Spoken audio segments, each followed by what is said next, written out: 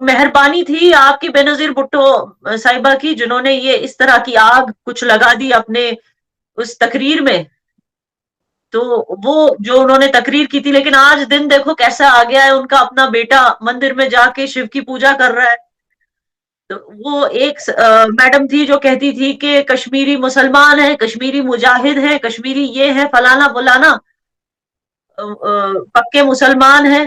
और और मतलब इतने गुरूर से कहती थी जैसे कि as if she is one of us. लेकिन उनके बेटे ने एक नई मिसाल कायम कर दी, वो जाकर हिंदुओं के साथ पूजा पाठ कर रहे हैं। जो लोग है ना हिंदूज और मुस्लिम्स के बीच में डिवाइड क्रिएट करना चाहते, ये उनका जिक्र कर रहे थे। बिकॉज जाहिर सी बात है, आप सोचिए, आपको क्या लगता है कि बिना गुजरात के मुसलमानों के वोट्स के बिना क्या मोदी जी 3 टाइम सीएम बनते, या क्या मोदी जी को इतना सपोर्ट गुजरात से जो मिलता है, वो क्या उनके मुस्लिम वोटर्स के बगैर मिलेगा?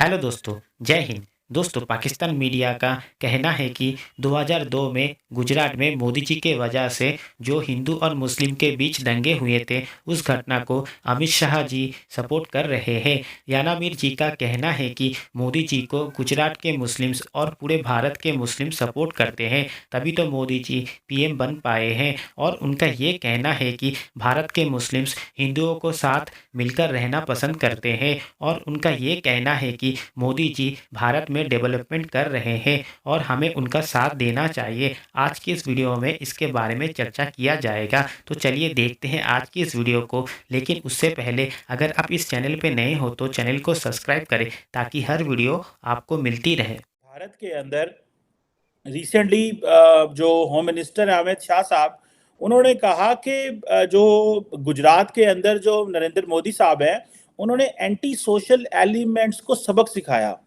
तो याना, since you live in India, so you better know what are these anti social elements, क्या हैं जिनको उन्होंने जिक्र किया, जिसकी वजह से पूरे इंडिया में शोर भी मचा हुआ। बहुत सारे लोगों ने इसके ऊपर तनकीद भी की और बहुत सारे लोगों ने ये कहा कि जो 2002 में हुआ था उसको बेसिकली अमित शाह साहब उसके ऊपर स्टैंप लगा रहे हैं कि जो भी हुआ था ठीक हुआ था। So what is your understanding and take on these anti social elements?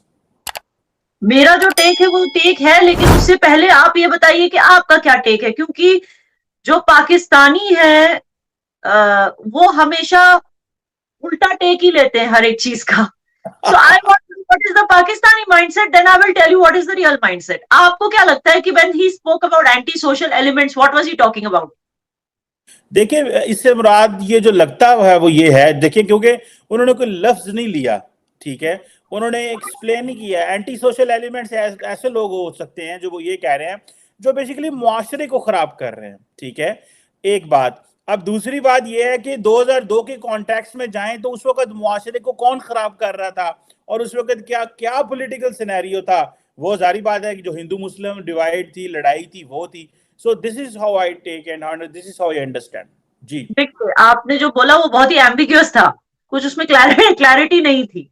तो मैं आपको बता दूं, I what I believe and what most of the Indians believe is that when he said anti social elements, what he meant was कि जो लोग है ना हिंदूज और मुस्लिम्स के बीच में डिवाइड क्रिएट करना चाहते, ये उनका जिक्र कर रहे थे। बिकॉज जाहिर सी बात है, आप सोचिए, आपको क्या लगता है कि बिना गुजरात के मुसलमानों के वोट्स के बिना क्या मोदी जी 3 टाइम सीएम बनते, या क्या मोदी जी को इतना सपोर्ट गुजरात से जो मिलता है, वो क्या उनके मुस्लिम वोटर्स के बगैर मिलेगा?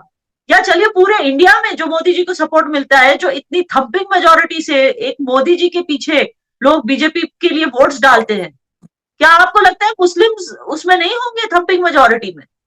क्या आपको लगता है सारे मुस्लिम्स उनके मुखालफत में? और जो मुस्लिम्स उनके साथ है, मानते हैं कि कुछ मुस्लिम्स हैं जो उनको जिम्मेदार ठहराते हैं गुजरात 2002 राइट्स के लिए, जिसमें 790 मुस्लिम्स मर गए थे, मगर उससे पहले गोधरा भी हुआ था। अब हिंदूज हैं जो वो भी गवर्नमेंट को ही ठहराते हैं रिस्पॉन्सिबल कि हमें भाई प्रोटेक्शन नहीं दी, माइनॉरिटीज को अपीज किया।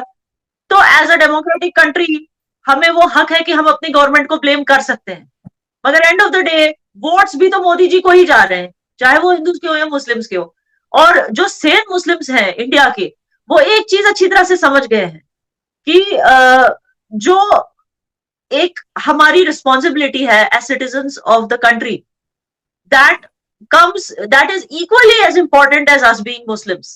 तो ये चीज वो समझते हैं कि हमारी कंट्री में अगर मेजोरिटी जो हमारे भाई बहन है वो हिंदूज हैं, हमें उनके साथ रहना है जी, हमें मत उनसे अलग होना है, या हमें एक देश का टुकड़ा अलग करके उसको निजाम मुस्तफा बनाना है, ये सब नहीं। हम एंजॉय करते हैं अपनी डेमोक्रेसी को, अपनी कॉन्स्टिट्यूशन को, और उस कॉन्स्टिट्यूशन में जो है, जो उसके अंडर आते हैं वो मेजोरिटी दूसरे रिलीजन्स के हैं, और हमको उन सब के साथ हार्मोनियसली रहना है इसी देश में। और हम अगर बार बार पास्ट में जाकर बोलेंगे कि भाई इस साल में ये हुआ था मुसलमानों के साथ, उस साल में ये हुआ था, फिर वो भी पलट के हमें बोल सकते हैं कि उस साल में 1990 में एक्सोडस हुआ था हिंदूज का कश्मीर से, उस गोधरा ट्रेन में आग लगाई गई, हिंदूज को जलाया गया, वो भी पलट के हमें। तो ये जो आर्ग्यूमेंट है ये कभी खत्म होगी ही नहीं, हम कभी आगे मूव ऑन कर ही नहीं पाएंगे। तो इसकी वजह से जो है एंटी सोशल एलिमेंट्स को चुप करा दिया का मतलब ये है कि उन्होंने दिल जीत लिए दोनों साइड्स के, चाहे वो हिंदूज के हो या मुस्लिम्स के हो, अपनी गुड गवर्नेंस से। तो जो एंटी सोशल एलिमेंट्स जो गवर्नेंस से हटके इन कम्युनल चीजों पे ध्यान देने की कोशिश, लाने की कोशिश कर रहे थे, उनको चुप करा दिया। This is what I believe. बिल्कुल ठीक है। आपने कहा कि जो बेसिकली वो दोनों तरफ बात कर रहे थे, यानी कि 790 मुसलमान मारे गए थे और 254 हिंदू जो थे उस वक्त मारे गए थे।